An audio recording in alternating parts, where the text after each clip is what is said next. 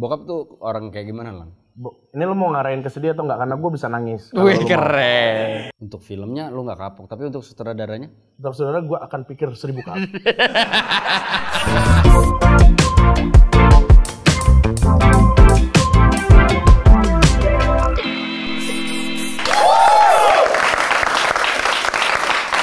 Assalamualaikum warahmatullahi wabarakatuh. Pernah kan ketemu lagi dengan gue Om Wen. Dan di episode kali ini kita kedatangan Gilang Dirga. Thank you.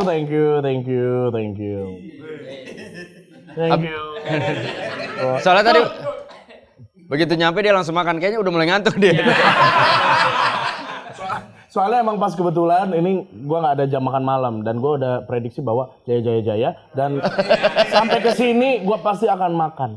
Dan alhamdulillah tadi gue disuguhkan toke yang enak. Terima kasih. Kita kan nggak nyiapin toke ya. Apa dong? Lintah. Tuh tuh sama. Hari ini tiga-tiganya. Lang, seorang presenter ya kan, terus juga nyanyi, film, produser juga kalau nggak salah kan. Gue mau nanya nih, menurut lu kenapa sih kepiting jalannya miring? Bapak kan bisa kalau bridging tuh pas sama pertanyaannya. Enggak, jangan bikin saya mikir, kan itu kan prosesnya saya pikir dulu mau jawab apa. Kalau kaget gitu aku tak bisa menjawabnya. Masa nggak tahu kenapa kepiting jalannya miring? Jadi begini, kepiting itu kenapa jalannya miring? Karena dia namanya kepiting. Kalau dia jalannya patah-patah, kepotong. Iya benar juga, benar. Kalau dia jalannya keenakan, keputing. Wah. Tapi kalau dia mau belajar silat, kepitung. Orang-orang pitung. Tapi kepiting jalan miring karena apa coba? Nggak tahu kan lo? Nggak tahu. Karena pada saat dia buang air, airnya habis. Jadi dia nurunin celana terus dia, wah gimana nih biar gak makanya jalannya miring. Iya, kakak. Dia nyari air, nyari kamar mandi yang ada airnya. Tapi ada juga yang waktu habis air kepiting jalannya lompat karena dia begini.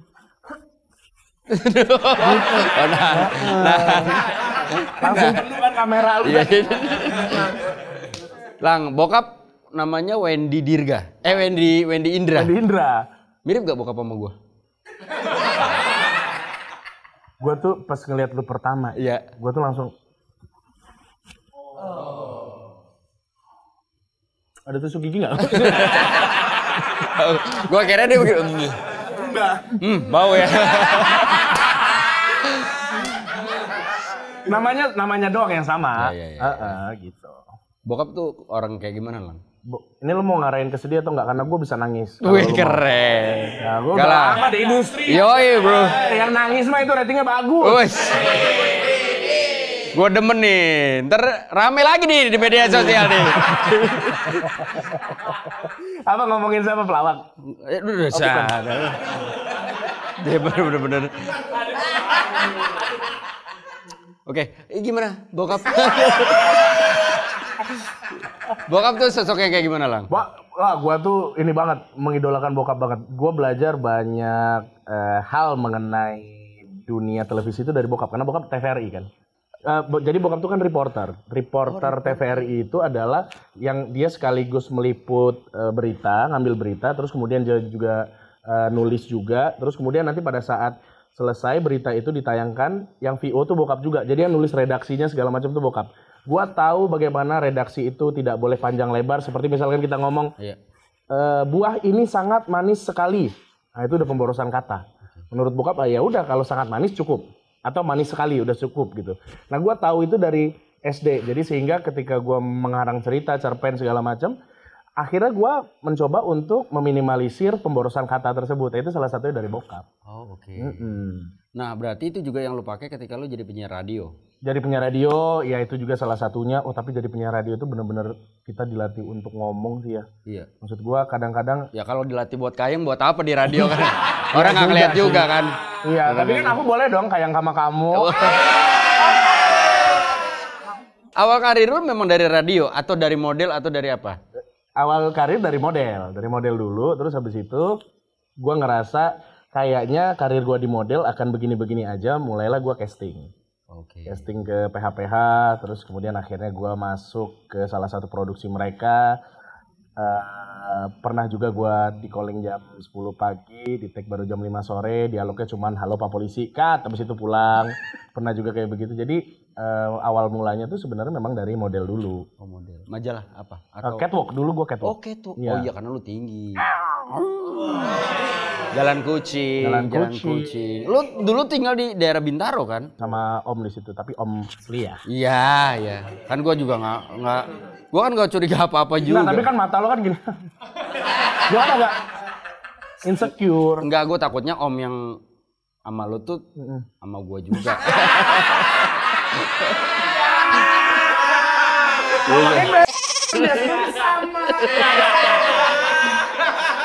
Lu kan tinggi, ya kan? Tinggi, terus udah gitu dulu masih kurus ya, Lang? Masih. Gue dulu bener-bener nge-gym karena memang itu modal seorang model tuh gitu. Perut six pack, deltoid jadi, bicep jadi ya. Tapi ya gue ngerasanya demand untuk model laki-laki tidak sebanyak model-model perempuan. Sehingga gue mencoba untuk kayaknya karir gue harusnya sih di dunia entertainment ini nggak cuma di model. Gue coba untuk casting sana sini. Alhamdulillah di 2009 gue masuk ke Trans TV di Extravaganza. Betul. Awalnya dari situ. Dari situ akhirnya perlahan tapi pasti lu udah mulai makin ya akhirnya mulai banyak yang bisa gue explore dari diri gue sendiri. Betul. Sampai lu akhirnya sekarang bisa dibilang menurut gua kalau ceweknya tuh Rina Nose, cowoknya lu sebagai ahli imper Milan. Inter. Ya. Impersonate. Enggak, tapi ini pertanyaan gue nih. Iya. Sebagai seorang pelawak lu ya, lu tuh ada beban tersendiri gak sih kalau nggak lucu dalam beberapa second gitu di setiap pertanyaan kan tadi lu harus belokin gitu. Iya kan? Sih. Iya. Makanya kadang-kadang kalau dituntut buat serius tuh kayak gue bingung gitu. Karena kalau gue serius pun orang tetap menganggapnya lucu. Enggak, gitu. tapi waktu itu yang lu bikin buku itu serius banget. Iya, Aku kan mengikuti karir kamu banget. Iya. Itu kan aku nulis buku pada saat masa galau-galauku, masa kesendirianku gitu. Aku mengikuti kamu tuh dari zaman kamu punya mobil Fred. Iya, aku ngikutin kamu banget. Iya.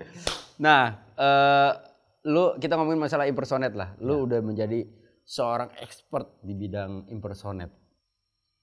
Hampir semua yang lu impersonate menurut gua sukses dari karakter suara.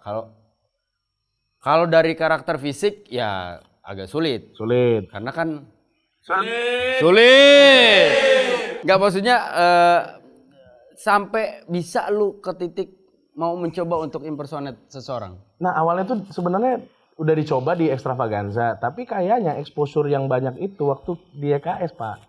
Jadi waktu di EKS kan memang dieksplor banget tuh kan, lu mancing gua segala. Nah itu salah satu gua suka di EKS itu, karena seorang Denny Cagur, Wendy Cagur yang notabene adalah senior yang udah jauh lama, namanya udah terkenal, tapi untuk anak-anak baru dia sangat membuka. Ini kalau gua hantem palanya hancur gak nih? Tapi benar Pak. Tapi benar maksud gua gini. Tapi emang di titik kayak situ gua ngeliat lu kagum sih. Maksudnya menirukan berbagai macam. Waktu itu lu bukan secara fisik ya. Tapi suara. Secara suara itu wah gila susah banget. Zaman dulu ada yang mencoba untuk melakukan hal itu yang lumayan dikenal itu si Wawan Timlo. Mas Wawan Timlo. Terus abis itu setelah itu gua nggak melihat ada lagi orang yang bisa impersonate suara sebagus lu. Iya sejauh ini sih mungkin ada, tapi sebenarnya si Kristo tuh bagus juga. Kristo Immanuel. Ya, cuman gini, referensi yang Kristo punya itu preferensi dari luar negeri. Iya, betul. Jadi dia melakukan itu karena memang passion dia mengimpersonate orang. Yeah. Gua ada passion mengimpersonate, tapi di sisi lain gua tahu ini karena gua orang TV kebutuhannya untuk menghibur. Sehingga yang gua cari referensinya itu banyak-banyak dari orang Indonesia, tokoh politik di Indonesia gitu. Nah, di satu sisi bisa dibilang preferensi gua tuh bukan murni karena passion gua di impersonate, tapi memang ada kebutuhan tadi. Gitu. Nah jadi kalau dibilang apakah gua expert di bidangnya, mungkin gue nggak bisa berani bilang gue expert, tapi kalau misalkan di atas rata-rata nggak apa-apa, nggak masalah gitu. Cuman gue nggak bisa bilang gue expert karena fluktuatif juga Pak. Kadang-kadang gue niruin siapa di hari ini oke, di hari ini enggak gitu. Jadi tapi esensi dari yang gue tirukan tuh gue dapet. Kayak misalkan kalau mungkin secara suara nggak mirip, kayak Rocky Gerung gue udah tahu tuh pasti dia ada gitunya. Dan ngomongnya tuh pasti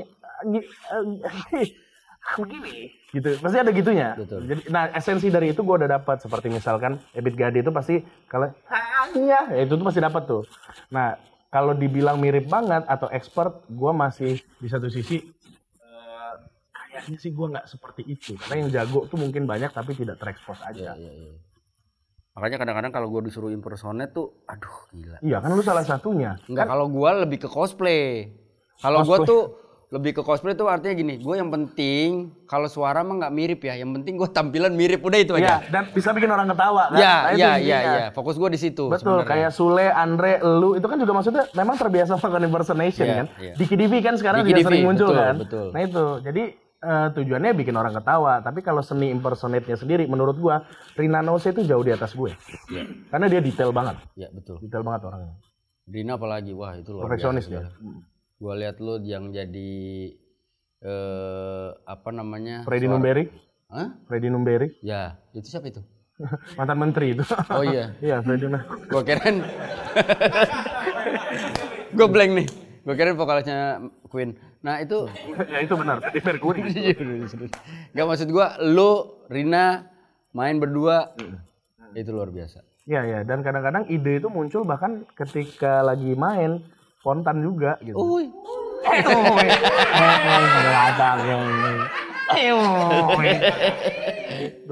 Ada juga yang muncul ketika lagi di panggung dan untungnya mainannya Rina gua udah tahu, mainan gua Rina udah tahu, jadi apapun yang dilakuin tuh udah satu frekuensi aja. Iya. Pernah gak gagal? Gua rasa pernah sih. Pada saat lu niruin siapa? Tapi pada yang menurut ya gini, lu berhasil tapi aduh harusnya gue bisa nih lebih. Kayaknya banyak deh Pak, Pernah waktu mau niruin Didi Kempot terus nggak terlalu mirip. Terus ada juga pas niruin, gue lupa detailnya seperti apa. Tapi untungnya adalah orang tuh persona gue ini adalah pelawak. Jadi ketika gue gagal gue bisa bilang, aduh nggak mirip lagi, orang udah ketawa. Iya. Gitu, untungnya begitu. Untungnya di situ. Ya. Lu kan kemarin sempet kayak begitu berapi-api, lu pengen mencoba keberuntungan lu untuk bermain film di luar. Iya kan? Sampai akhirnya terwujudlah lu bisa jadi pemeran utama di apa namanya? Di Star Syndrome. Iya. Ya sebenarnya kalau bisa dibilang peran utama di Star Syndrome ya karena gua dan Dedi produsernya. Jadi mau nggak mau ya harus gue gitu kan. Cuman cita-cita untuk main di luar tuh sampai sekarang masih ada. Bahkan gua juga mencoba untuk menggait beberapa agent-agent yang ada di sana. Karena kan yang mau main di film Hollywood itu kan dari seluruh dunia sebetulnya. Dan kita juga kayak Iko, terus kayak Joe Taslim, Kang Yayan. Nah itu kan juga salah satu pentolan-pentolan yang bikin gue makin semangat kalau ini bukan sekedar mimpi, ini bisa aja ke sana. Dan cuman gue mikirnya gini, sepertinya kalau di drama agak sedikit sulit karena kayaknya yang dipilih orang atau persepsi orang tentang Indonesia itu aktor Indonesia jago bela diri gitu fighting gitu. Sementara gue basic bela diri aja tuh ya dulu pernah ikut taekwondo sabuk putih pas mau kenaikan sabuk karena gue udah kuliah kenaikan sabuknya bareng bocil-bocil kan gue malu gue mundur. Kata bocil-bocil, bang terlalu naik sabuknya. Orang udah tinggi banget. Iya. Jadi tapi tetap, berarti nggak pupus tuh mimpi lo sampai sekarang? Sampai sekarang gue nggak pernah pupus soal itu. Oke. Makanya gue. Kenapa lu pengen banget main di luar? Gue berasal dari gue lahir memang di Jakarta, tapi gue lama di daerah dan gue meyakini bahwa saat gue kecil gue akan jadi seorang entertainer. Nah ini walaupun cuma sekedar omongan doang, jadi kayak di antara teman-teman gitu kan gue sering ikut lomba nyanyi, lomba puisi, teater segala macam gitu kan. Ketika gue pulang bawa piala gitu, teman-teman tuh pada Gilang selamat ya. Iya, lu nggak mau minta tanda tangan gue bilang gitu. Ntar kalau gue udah jadi artis susah loh gitu kan. Nah dari bercandaan itu akhirnya alhamdulillah terwujud dan gue ngerasa berarti bukan nggak mungkin dong kalau gue ucapin gue ke Hollywood, one day gue beneran akan ke sana gitu. Karena puncak dari dunia entertainment di dunia ini adalah di Hollywood gitu. Jadi gue nggak takut untuk bermimpi. Mimpi gratis kok. Betul. Dan itu juga gue alamin kok, gue kayak suatu hari gue akan ke Hollywood. Bener. Terus? Ya gue kan ada tulisan Hollywood. Nah gue di bawahnya foto. Bukan itu. Lah iya kan bener ke Hollywood. Gue kan gua nggak ngomong main film. Gue kan nggak main film. Ya nggak salah. Cuma yang bikin gue sedih kan gue kesana pakai baju ular ya. Dan lo nggak sendiri, bareng 10 orang lainnya kan? 12 orang lainnya ya. Iya benar. Dan yang bikin gua kesel juga ada kayak satu yang ular kayak tua banget pakai kacamata lagi. Ada soleh di situ tetap ada soleh di situ. Ular kaku itu. Iya. Dan dulu di film Star Syndrome katanya sampai niat banget nurunin berat badan lu 20 kg dan turun ke betis lu, betul? Bukan. Kayak begitu loh tadi. Masa badan gua kapalan botol? Nah, gitu dong. Itu karena tuntutan peran atau dari elunya atau dari solehnya? Enggak, dari skripnya memang sebenarnya kan nggak ada gua harus nurunin berat badan. Oke. Cuman ada adegan flashback. Nah, gua tuh pengen bikin badan gua itu berbeda dengan pada saat gua lagi jadi yang sekarang ini. Oh, oke. Akhirnya kebetulan waktu itu pas bulan puasa, ya udahlah sekalian deh gua ke dokter Cici juga, gua konsultasi. Terus gua dalam sebulan itu pokoknya gue berhasil menurunkan 11 kilo. Nah, pada saat syuting itu nggak nyampe 20 kilo gitu. Target gue kan 20 gitu. Cuman akhirnya turun cuma 15 kilo. Tapi karena gue gede banget, jadi pada saat syuting di awal tuh 125 bahkan hampir 125 berat badan gue. Nah, ketika syuting lagi itu ya udah 111 gitu kan. Jadi gue kayak yang ya udah lumayan sih turunnya, cuman masih kelihatan gede. Ya. Tapi kalau dilihat betul-betul ada perubahan. Karena gua kayaknya kalau untuk urusan film kan gua nganggapnya begini, orang tuh datang bayar, beli tiket. Nah, gua tidak mau mengecewakan orang. Tapi acting lu di situ bagus lah. Nah, menurut lu gimana? Bagus gua. Harus gua akuin, maksudnya apa yang diucapkan Soleh Solihun tentang lu as a host dangdut ya terpatahkan lah gitu. Maksudnya pas hari birunya lu main dapet karakter lu, apalagi yang karakter sekarangnya ya, maksudnya yang lu udah tidak terkenal itu dalam tanda kutip di peran lu itu, ya lu bisa memainkannya dengan Tapi gua rasa sih ya pelawak lah dalam tanda kutip gitu, itu adalah orang-orang yang sebenarnya cerdas, yang tidak diketahui oleh orang lain, dan kadang-kadang mereka juga nggak mau orang lain tahu kalau mereka cerdas gitu kan. Kayak Pak Wendy ini sebenarnya kalau main film drama gue yakin akan lebih ngena. Karena itu twist banget. Almarhum Ayah Jojon. Iya. Waktu main film. Iya, betul. Aduh, gila. Benyamin S ketika dia mendapatkan penghargaan internasional itu ketika dia main film bukan yang lawak. Tapi malah serius. Jadi maksud gue juga mau membentuk stigma baru atau paradigma baru bahwa ya pelawak itu sama seperti entertainer lainnya sebetulnya gitu. Dan ketika ditempatkan dimanapun kita bisa. Kayak lu nge-host bisa. Kayak lu disuruh nyanyi bisa. Ya walaupun memang menghibur kan tujuannya kan ya. Kalau bagus banget ya panggil penyanyi beneran ya, ibaratnya gitu. Betul. Nah tapi kalau misalkan di film, gue yakin orang-orang kayak lu, kayak siapa lagi sebutin pelawak deh misalkan. Andre Taulani, siapapun gitu. Itu pasti akan luar biasa drama. Bahkan sebenarnya gue menunggu film prediksi. Tapi dibalut dengan drama. Mungkin. Amin ya Allah. Tapi kayak susah ya waktunya. Waktunya doang ya. Susah. Tapi bener nih yang lu bilang tadi. Makanya gue bilang sampai detik sekarang gue nggak ada film kan. Dua faktor. Satu, gue memang pengen banget. Gue nggak mau main komedi. Itu faktor pertama kenapa sampai sekarang gue belum ada film. Faktor kedua adalah emang gak ada yang nawarin aja lah sampai sekarang. Gua tahu kok ada satu faktor lagi. Apa? Faktor duit kan sebenarnya. Iya betul. Faktor waktu sih sebenarnya. Waktu itu loh. Tapi lu lebih seneng di belakang layar atau ngejahit layarnya? Bukan gitu. Atau gimana? Di depan layar atau di belakang layar? Karena kan lu udah mulai di belakang layar ketika lu secara tidak langsung, walaupun lu setelan, tapi kan lu juga ngurusin sebagai produser ya. Ternyata di belakang layar itu bisa mendewasakan kita, Pak. Selama ini mungkin kalau kita sebagai talent, Ya. kita tuh datang kadang telat-telat dikit Ya, setengah ya, jam nggak ya, masalah gitu. Pas kita di belakang layar, kita tuh harus ready berapa jam sebelumnya buat mastiin semua aman. Makan siang aman, makan malam aman, terus alat gimana, terus ya walaupun itu kita udah bagi sama yang lain gitu ya, cuman kita merasa ada tanggung jawab aja gitu. Belum lagi kalau misalkan ada kendala, cuaca, misalkan ada oknum ormas misalkan yang datang, tapi gimana pun juga itu ya harus dihandle oleh yang di belakang layar. Nah itu tuh jadiin gue lebih dewasa dan lebih menghargai proses pembuatan produksi itu sendiri. Tapi setelah Star Syndrome kapok gak bikin film? Enggak. Gue tahu gue nggak untung, tapi gue nggak kapok sama sekali. Untuk filmnya lu gak kapok, tapi untuk sutradaranya? Untuk saudara gue akan pikir 1000 kali. Enggak. Dulu sebelum Soleh Solihun dapat award. Sekarang kan udah dapat award. Tapi Soleh juga dapat award tuh. Iya kan sekarang gara-gara film Star Syndrome Soleh dapat award. Tapi Soleh kalau untuk urusan musik sih gue acungi jempol. Iya, pengetahuan musiknya dia luar biasa. Luar biasa. Lu tanyain band-band yang belum terbentuk aja dia tahu. Dah, gimana? Nggak tahu dong dia. Belum terbentuk. Nah. Oke, lu udah cukup puas gak dengan pencapaian lu, Lang? Atau masih banyak mimpi yang lu pengen gapai? Ya kalau bicara mimpi sih gue masih banyak yang pengen gue gapai. Tapi yang gue lakukan sekarang itu gue udah hampir tidak ada ekspektasi apa-apa.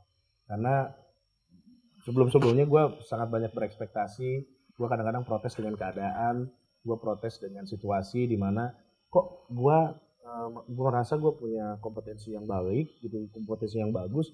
Tapi kok gue kalah sama yang lain yang menurut gue kayaknya kompetisinya nggak sebagus gue. Akhirnya timbul kesombongan dalam hati gue sendiri. Gue berekspektasi supaya gue bisa lebih dari itu, tapi ternyata terhalang oleh keadaan. Dari situ gue banyak belajar bahwa ya udah gue ngelakuin aja apa aja yang gue bisa. Jadi gue merasa takdir terbaik adalah apa yang sedang gue jalani sekarang, dan hadiah terbaik adalah apa yang gue miliki sekarang.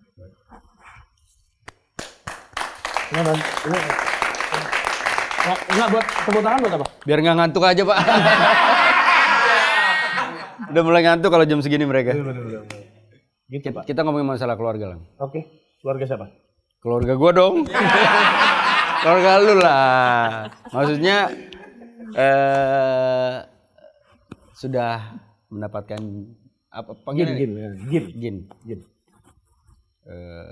Gimana perasaan lu, Lang? Waduh, lengkap, Pak. Asli. Siapa yang sering ngobrol sama gue ya soal itu ya? Jadi banyak juga yang bilang kalau lu capek nanti lu ketika pulang ke rumah ngeliat anak lu tuh itu energi baru buat lu, booster banget gitu. Ya saat itu gue juga ya, oh gitu ya dan beneran ketika anak lahir tuh ya itu terjadi, memang begitu gitu. Dan gue ngerasa bahwa pencapaian yang gue raih selama ini itu ya akhirnya bukan buat gue, ya udah buat dia juga nantinya. Jadi apapun tetap akan gue lakuin buat anak gue sendiri. Bahkan kemarin aja pas kan baru pertama tuh si Gin kena DBD kan. Waduh pas di apa namanya di infus, aduh hancur hati gue tuh. Aduh gimana gitu, hancur banget, hancur asli. Gue aja sorry ya gue potong. Gue juga pernah ngalamin hal kayak gitulah. Anak gue terpaksa harus diinfus gitu. Dalam hati gue gini, ya Allah kalau bisa jangan dia deh yang diinfus. Iya. Kalau bisa susternya. karena kan bapaknya juga takut jarum. Iya. Saya aja gitu. Enggak lah, maksudnya pasti semua orang tua runtuh, pasti sedih, pasti nggak tega ngeliat. Kalau anak kan udah gede, udah tahu bahwa udah bisa bilang bahwa aku sakit, enak kan. Ini kalau masih bayi, masih kecil banget gitu, mereka cuma bisa nangis, mereka nggak bisa ngomong apa-apa. Lu tau nggak waktu sunat pun ya, akhirnya harus disunat kan karena memang kulit dari kepala penisnya itu kan memang nggak sepenuhnya terbuka, sehingga dokter itu bilang nyaranin sunat daripada nanti dia suka demam sampai gede. Akhirnya sunat kan. Nah pas sunat aja tuh kakek neneknya kan pada ngeliatin kan, pada nangis karena dia gitu kan di ini dulu di apa ibaratnya di anestesi gitu ya. Nah, terus pas dia lagi ngeliat kanan kiri kakek neneknya gitu pada nangis-nangis gitu, terus dia ngeliat ke gua gitu pas lagi proses sunat gitu, ngeliat mata gua dalam, terus dia bilang gini, papa, gitu. Aduh, gua gini, gua nggak boleh nangis di depan dia nih gitu kan, karena masa gua ngomong karena gua kalau bisa papa yang sunat. Ya.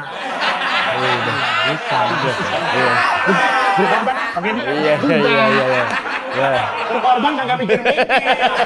Ya siapa tahu namanya orang panik. Enggak masuk begitu. Iya siapa tahu. Sama 2 kali. Siapa tahu.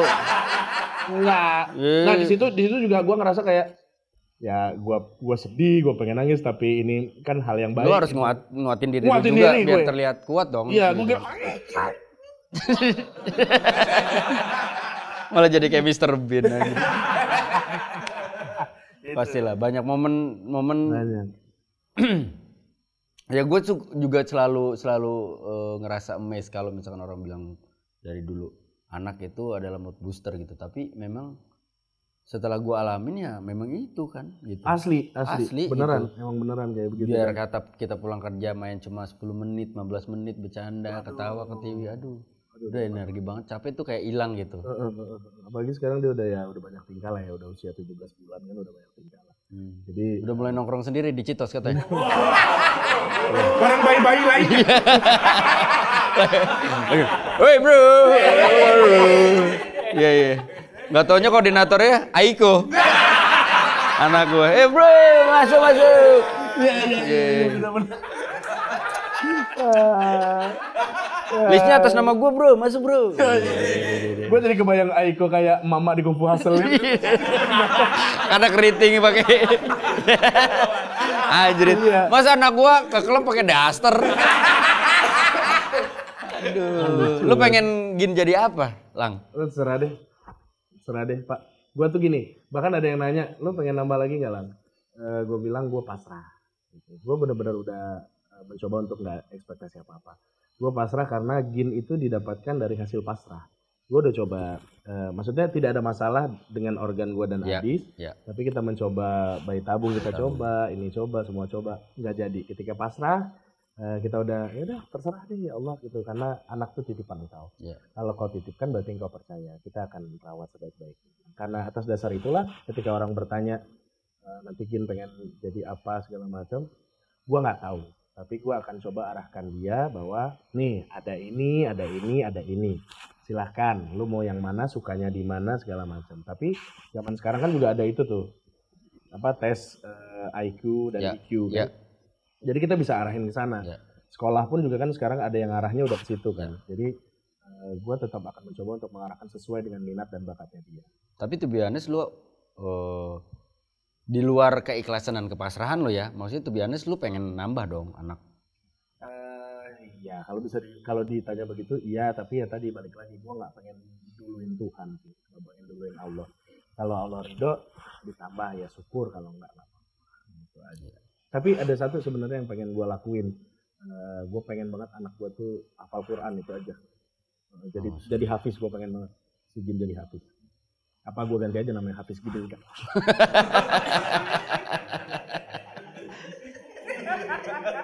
Lu apa namanya punya niat mulia buat anak lu, semoga tercapai ya. Amin. Artinya kan memang apalagi di era zaman sekarang juga kan. Era phone tuh kan bagus. Ya bukan. Oke. Uniknya adalah nama anak lu, maaf. Yang pertama Ace Dirga. Terus yang kedua Gin Dirga. Itu dari anime. Iya, dari One Piece. Kenapa lu sampai segitu gilanya sama One Piece sampai menamakan anak-anak lu? Lu baca One Piece gak? Sedang baca One Piece. Kemarin gua habis ngobrol sama Ustadz Felix Xiao. Dia mengidolakan One Piece juga ternyata. Nah terus gua tanyanya begini, Ustadz, ada hubungan gak sih antara cerita One Piece sama kehidupan nyata? Dia bilang ada, kata dia gitu.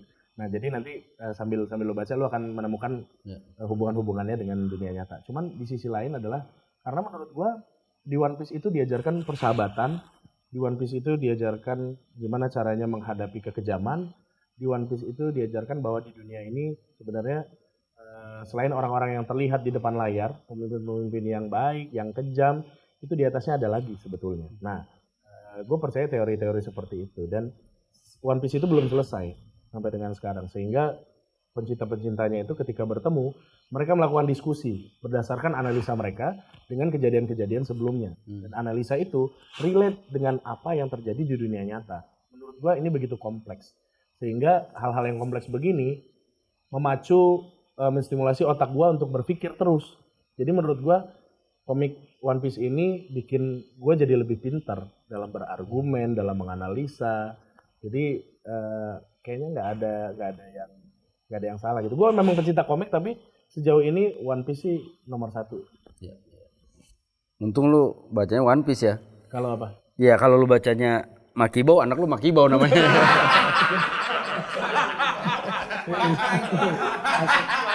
Kasian lah, gak enak lah. Iya. Makibau. Dia kan cepat kayak beda lah. Satu area lah. Kalau anak kedua juga dari One Piece kan? Atau Detektif Conan? Sebenarnya gua tuh ngarahnya ke Conan kalau Gin itu kan. Yeah. Gin itu kan dia salah satu penjahat di organisasi rahasia kan sebetulnya. Dan Gin itu juga dalam bahasa Jepang itu artinya silver. Silver itu identik dengan nomor 2. Jadi kan gold, silver, bronze kan. Nah kalau Gin karena dia anak kedua dan gua ngerasa kayaknya huruf G ini apa yang cocok, Gin aja deh gitu. Awalnya gue pikir apa Ginza aja namanya gitu, karena kita suka Jepang kan gue sama Adis kan. Jangan deh, kayaknya udah yang simpel aja karena kita pengen manggilnya udah biar cepet gitu ya, udah Gindirga aja. Yang penting sehat-sehat. Nah itu penting, itu penting. Betul. Karena kalau udah anak sakit udahlah. Wah, bingung Pak. kita mau ngapain. Nah, lu sama Adis bagaimana mencoba membentuk pola asuh kalian berdua untuk Gin? Gue selalu bilang sama Adis, mungkin gue sibuk di luar, tapi tolong banget tanamkan ke hati dan juga pikiran Gin bahwa bapaknya nih di luar nih berjuang untuk dia, sehingga ketika pulang bapaknya nih disambut sebagai pejuang, bukan pengkhianat, sehingga mereka tuh atau anak gue tuh tetap bangga sama gue, walaupun gue nggak ketemu dia, tapi ketika Adis ngomong itu papa kerja buat kita. Papa tuh ini banget, semangat banget, capek loh papa tuh gini-gini, iya buat ini. Sehingga gue bisa menjadi pahlawan untuk anak gue sendiri. Gue selalu tanamkan ke Adis gitu, tolong banget. Dan ketika misalkan Adis lagi marah sama dia, gue diem. Gue diem karena gue dimarahin juga sama Adis.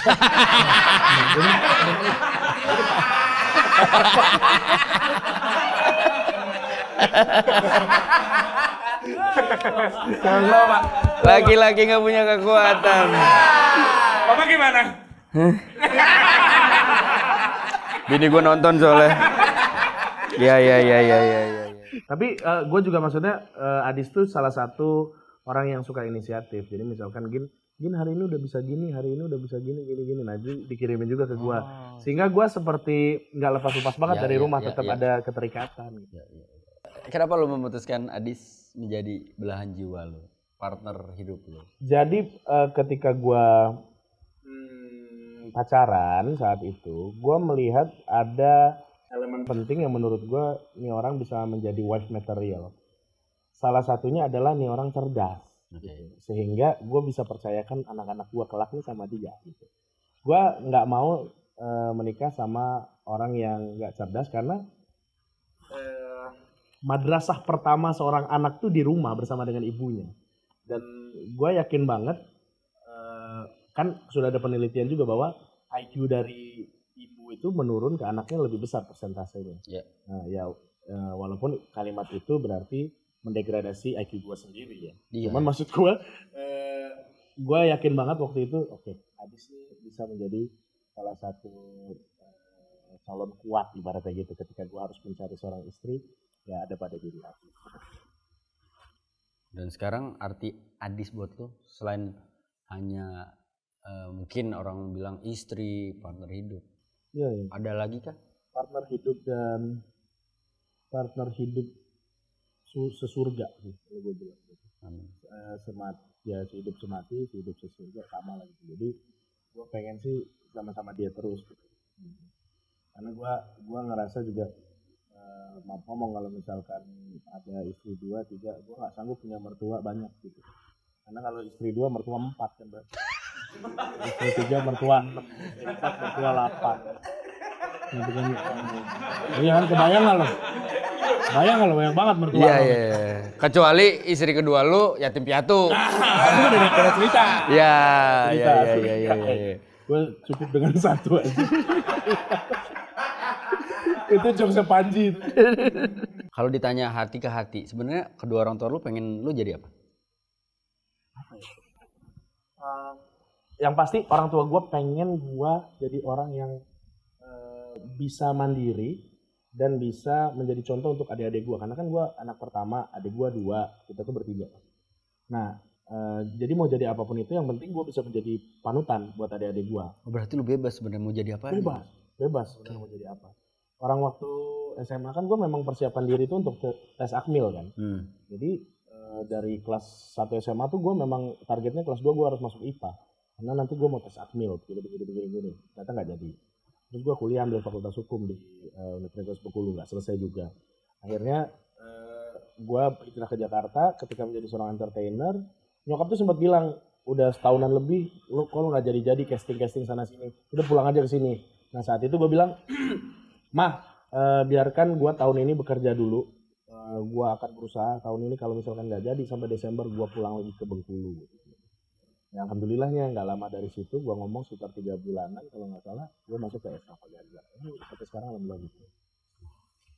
Berarti nggak sia-sia lah perjuangan lo. Kayaknya orang tua tuh emang cuma butuh bukti bahwa ya kita mampu, kita bisa dan mapan secara finansial gitu.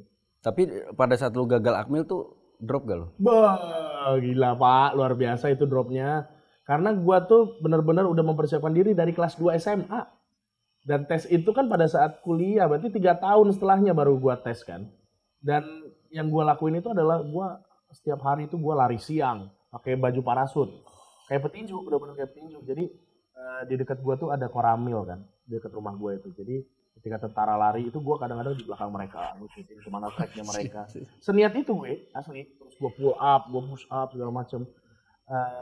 Dan ketika gue lagi tes di Korem saat itu, tentara-tentara yang lain tuh pada nempuk bahu gue, oh calon komandan kita nih, gitu. Karena emang gue mungkin saat itu dilihatnya, wah ini auranya lolos, lolos gitu.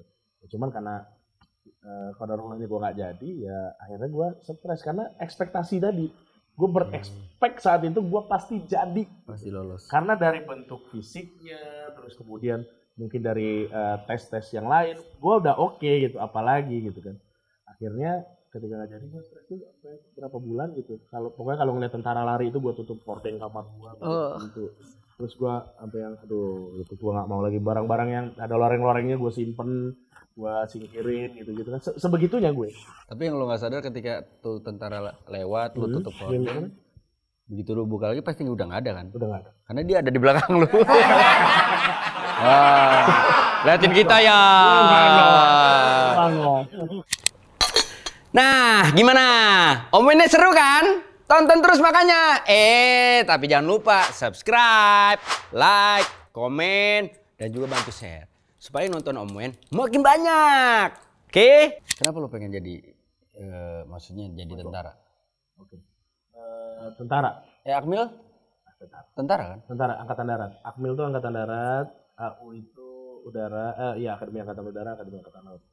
Kalau Angkatan Darat itu karena jadi gue tuh udah punya contoh 2 orang sepupu gue itu di Angkatan Udara.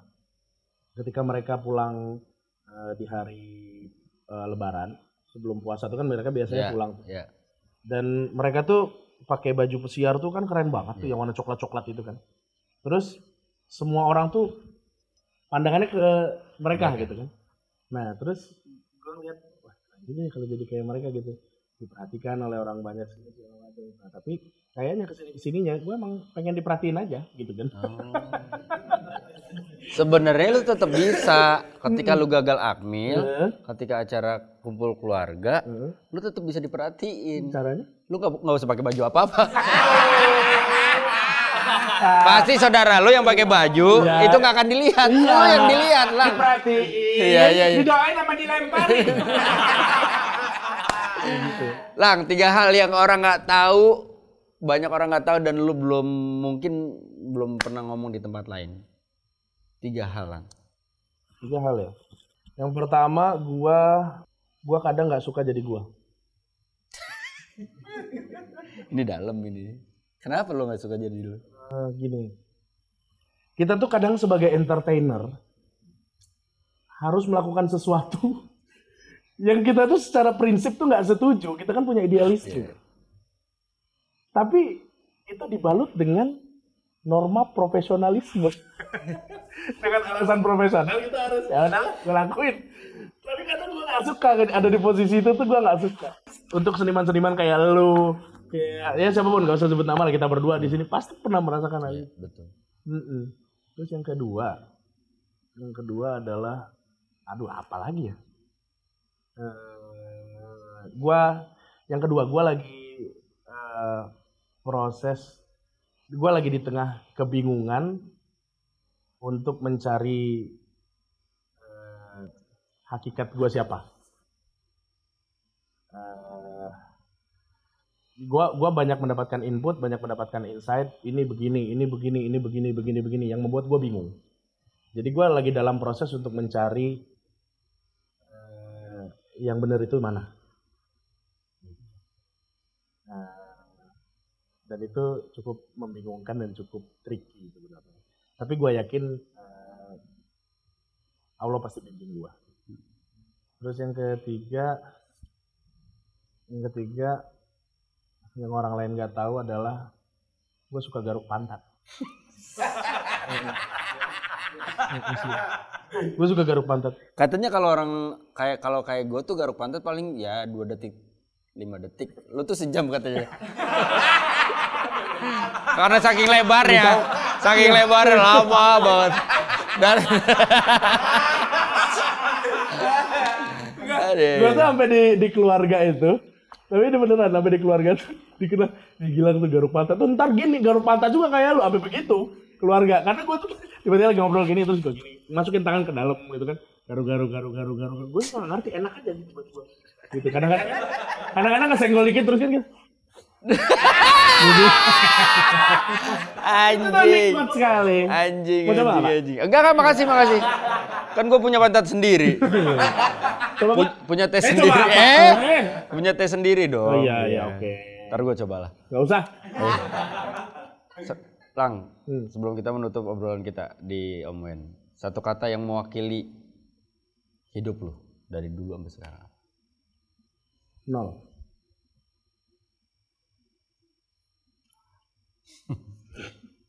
Lu pasti tahu maksud gue, tapi 0.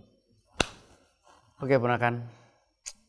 Selesai sudah gue ngobrol sama Gilang Dirga. Terima kasih banyak buat waktunya. Dan yang pasti gue mau ngasih tahu kalian semua satu hal.